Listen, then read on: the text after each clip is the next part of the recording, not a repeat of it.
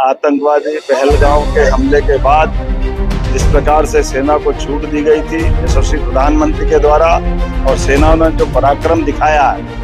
हम सब पूरा देश 4 दिन के उस अद्भुत नज़ारे को देख करके कि जब दुश्मनों के हमने ड्रोन मिसाइल दिवाली के पटाखों की तरह तोड़ के फेंक दिए और हमारे हथियारों की मार की क्षमता, हमारे सेना का शौर्य पराक्रम दुनिया ने देखा है। मेरी अपनी ओर से यशस्वी प्रधानमंत्री को,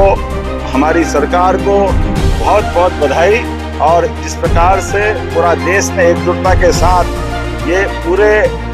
एक तरह से पाकिस्तान का अघोषित आक्रमण था उसका बदला लिया, मैं बधाई देना चाहता हूं और उम्मीद करता हूं कि अब जिस प्रकार से बदलते दौर में सिंदूर के माध्यम से हमने अपनी बेटियों के सिंदूर का बदला भी लिया